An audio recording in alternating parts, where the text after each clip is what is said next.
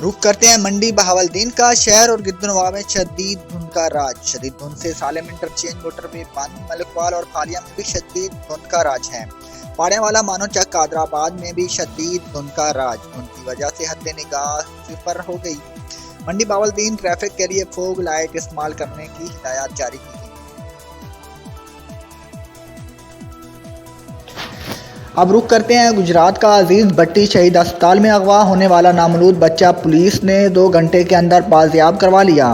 Gujarat police का ऐसा इकदाम। अजीज भट्टी शहीद अस्पताल में अगवा होने वाला नामौलूद बच्चा 2 घंटों के अंदर बाजियाब करवा लिया। खतून अगवा कार भी गिरफ्तार हो गई। मजीद तफसीलात जानते हैं गुजरात से आफ्ताब राठौड़ की इस रिपोर्ट में। जी, गुजरात अजीज भट्टी शहीद अस्पताल से अगवा होने वाला नामौलूद बच्चा पुलिस ने 2 घंटे के अंदर बाजियाब करवा लिया।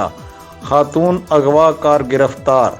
मौजा जमालपुर सैदा की रिहायशी खातून मसम्मात नसरीन बीबी वजह फजलाबाद के यहाँ अजीज भट्टी शहीद अस्पताल में बच्चे की पैदाइश हुई। नामौलूद बच्चे को पैदाइश के तकरीबन 2 घंटे बाद बवक़्त 5:30 बजे शाम पुरअसरार तौर पर अस्पताल से अगवा कर लिया गया। वाक़े की इतला मिलते ही DSP सिटी और SHO थाना सिविल लाइन ने नफरी के हमरा फौरी जैब कुएं पर पहुंचकर तफ्तीश शुरू कर दी।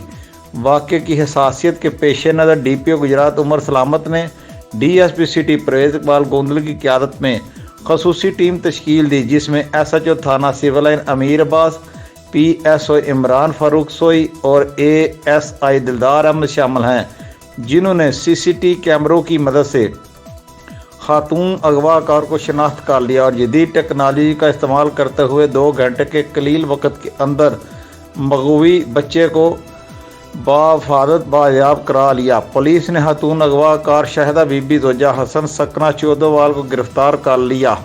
मुल्ज़मा से मज़ीद तफ्तीश जारी है। आफ्ताब राठौर, कॉरेस्पोंडेंट गुजरात।